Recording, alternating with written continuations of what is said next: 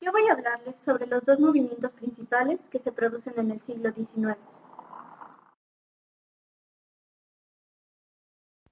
Este movimiento literario aparece en la mitad del siglo XIX debido al deterioro social, político y económico del país, es decir, a consecuencia de la consolidación de la burguesía como clase dominante, la industrialización, el crecimiento urbano y la aparición del proletariado.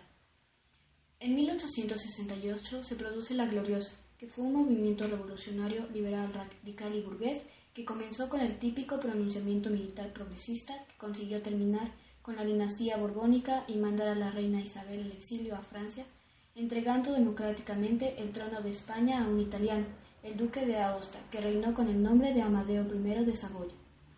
En ese mismo año se publica La Fontana de Oro de Benito Pérez Galdós, considerada como la primera obra completamente realista. El realismo surgió en la Francia de la primera mitad del siglo XIX, se inició con autores como Balzac y Stendhal, y se desarrolla con Flaubert. En España, el inicio realista coincidió con acontecimientos históricos capitales. Surgió hacia el año de 1870, después de La Gloriosa, y tuvo su apogeo en la década de 1880. Finalmente, decae en la década de 1900. Las características básicas del realismo literario son la eliminación de todo aspecto subjetivo, hechos fantásticos o sentimientos que se alejen de lo real. La literatura realista se da en la segunda mitad del siglo XIX, una época en la que los gobiernos progresistas consagraron derechos democráticos e impulsan reformas. Es el tiempo en el que se consolida el Estado liberal y la burguesía. También es ahora cuando se desarrollan las organizaciones obreras. En la literatura, los escritores se dedican a una observación minuciosa del ser humano y de su comportamiento. En Europa se impulsa una nueva corriente de pensamiento que lleva emparejada una nueva idea distinta del mundo. Esta nueva mentalidad tenía como base algunas corrientes. El positivismo solo consideraba verdadero aquello que se podía observar y experimentar.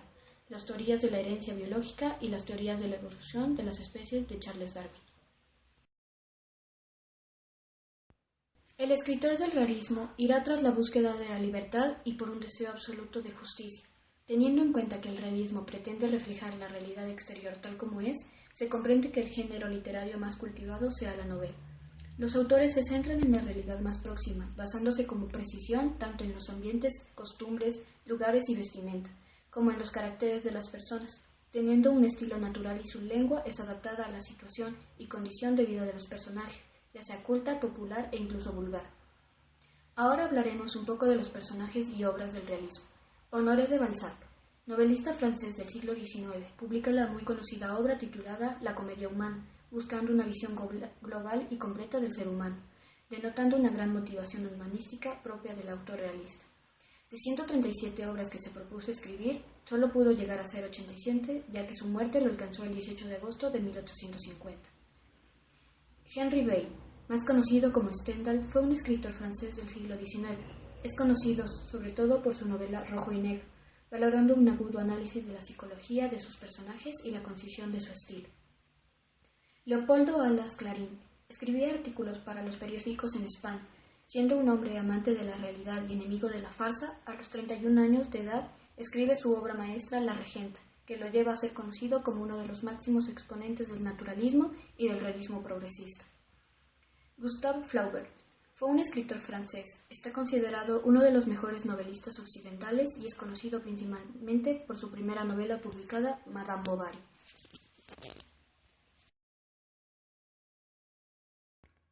El modernismo es el primer movimiento literario que surgió en América Latina.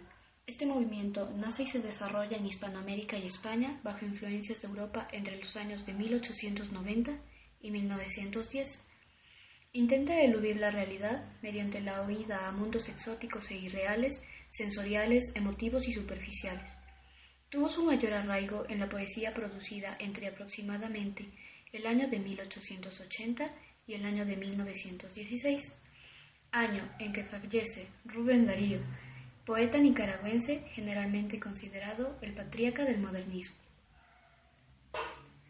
Fundamentalmente, en el ámbito de la poesía, se caracterizó por una ambigua rebeldía creativa, un refinamiento narcisista y aristocrático y una profunda renovación estética del lenguaje y la métrica. Se conoce posmodernismo a la forma hispánica de la crisis universal de las letras y del espíritu que se manifiesta en el arte, la ciencia, la religión y la política.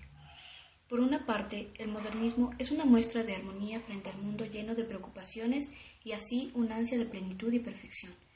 Las características de este movimiento fueron el rechazo de la realidad cotidiana, uso de la mitología y sensualismo, una actitud aristocratizante, belleza plástica en arte, etc., también caracterizada por la noción del proceso y modernidad que nace de la proliferación de inventos que permiten acortar distancias y así formar más rápido, producir más y vender mejor.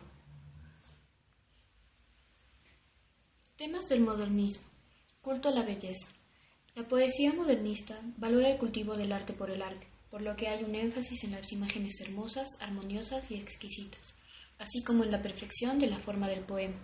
Los poemas contienen una poesía elitista e idealista, un rasgo heredado del romanticismo. Aparecen cisnes, ornamentación lujosa, materiales preciosos y animales hermosos. El amor. El tema del amor cobra un tono más erótico y sensual en la poesía del modernismo. La evasión. Los poetas modernistas sienten aversión por la sociedad en que viven, cultivan el exotismo con referencias a viajes y lugares distantes y míticos. Evocan un mundo fantástico de lugares lejanos y tiempos arcaicos. Predominan imágenes de la mitología grecolatina, así como personajes de otras épocas pasadas como princesas, damas y caballeros. Sincretismo religioso. Los poetas modernistas muestran un interés por el ocultismo y emplean el simbolismo para explorar los significados ocultos del mundo. Recuperan ideas de varias religiones como el budismo, el cristianismo y la filosofía griega. La métrica es tradicional, suele tener más ritmo y musicalidad.